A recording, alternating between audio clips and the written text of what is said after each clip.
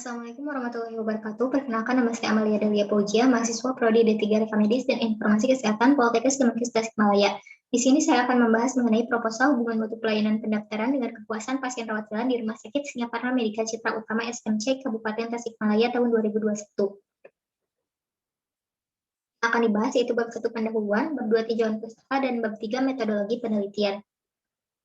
Bab 1 pendahuluan, yang pertama latar belakang. Penelitian ini dilatar belakangi oleh adanya tuntutan pada rumah sakit sebagai salah satu fasilitas pelayanan kesehatan untuk meningkatkan kualitas atau mutu pelayanan, khususnya di bagian pendaftaran. Hal ini dilakukan dalam upaya tercapainya derajat kesehatan masyarakat yang memuaskan harapan dan kebutuhan masyarakat melalui pelayanan efektif oleh pemberi pelayanan. Rumusan masalah, apakah terdapat hubungan antara mutu pelayanan pendaftaran dengan kepuasan pasien raja di Rumah Sakit SMC Kabupaten Tasikmalaya tahun 2021? Hipotesis atau dugaan sementara, terdapat hubungan antara mutu pelayanan pendaftaran dengan kepuasan pasien raja di Rumah Sakit SMC Kabupaten Tasikmalaya tahun 2021. Tujuan umum mengetahui hubungan antara mutu pelayanan pendaftaran dengan kepuasan pasien raja di RS SMC Kabupaten Tasikmalaya tahun 2021.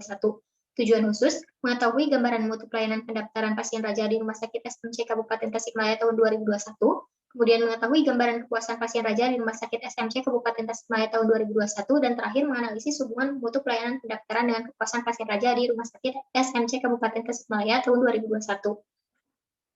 Manfaat bagi peneliti yaitu dapat digunakan sebagai sarana untuk melatih berpikir ilmiah dengan dasar pada disiplin ilmu yang diperoleh di bangku kuliah. Bagi pembaca, dapat memberikan hasanah perpustakaan dan tambahan referensi bagi penelitian selanjutnya. Bagi rumah sakit, dapat digunakan sebagai masukan bagi manajemen rumah sakit agar tetap bisa mempertahankan kualitas pelayanan yang sudah baik dan memperbaiki kualitas pelayanan yang kurang baik.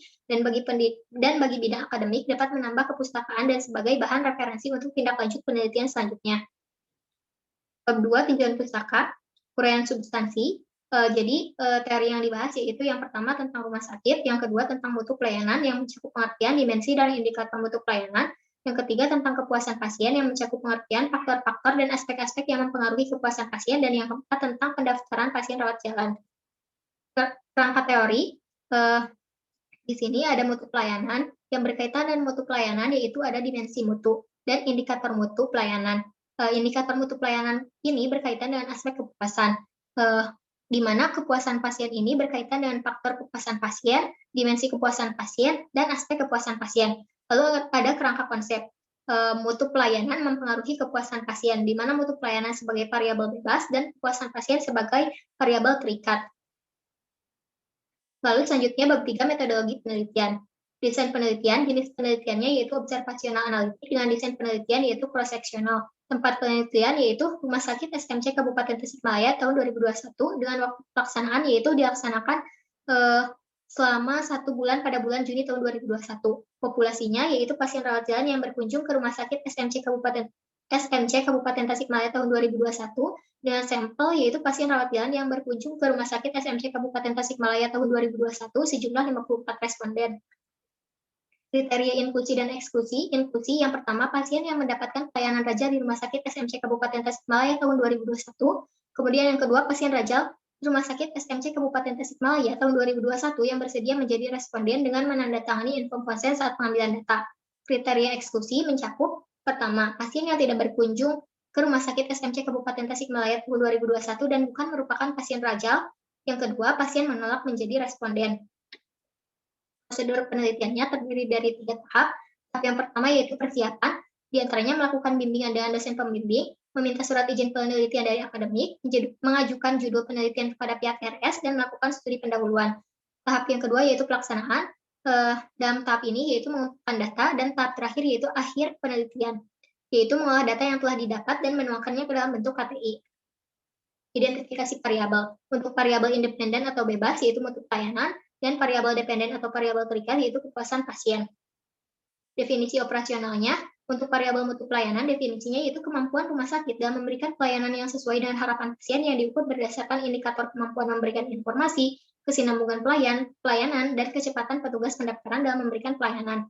Cara ukur angket, alat ukur kuesioner, skala ordinal, hasil ukur 1 baik, 76-100%, 2 cukup, 56-75%, 3 kurang dari 56%.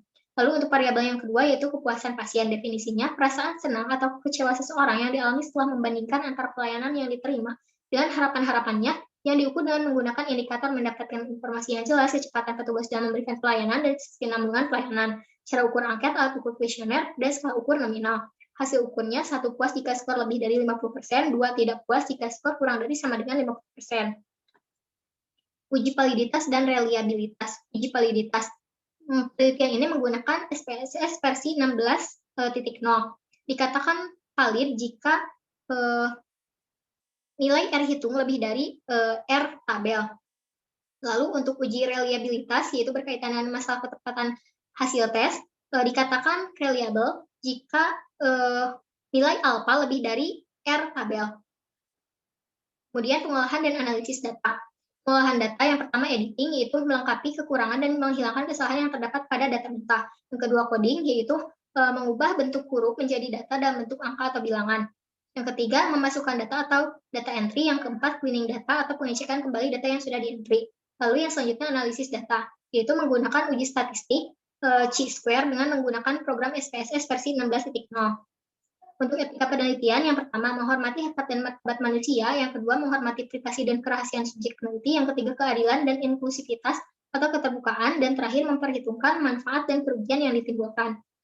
Lalu selanjutnya untuk jadwal penelitian dapat dilihat tahapan persiapan penelitian. Yang pertama yang penyusunan dan pengajuan judul, yaitu dilakukan pada bulan April di minggu pertama sampai minggu keempat. Kemudian untuk pengajuan proposal dilakukan pada bulan April dan Mei. Untuk perizinan penelitian dilakukan pada minggu keempat Mei sampai dengan Juni. Kemudian untuk tahap pelaksanaan pengumpulan data dilakukan pada bulan Juni di minggu pertama sampai minggu ketiga, dan analisis data dilakukan di bulan Juni minggu keempat, serta untuk tahap penyusunan laporan dilakukan di bulan Juli hingga Agustus minggu kedua. Mungkin selanjutnya yaitu untuk daftar isi. Ini untuk sumber referensinya. Mungkin dicukupan sekian yang dapat saya sampaikan. Terima kasih. Wassalamualaikum warahmatullahi wabarakatuh.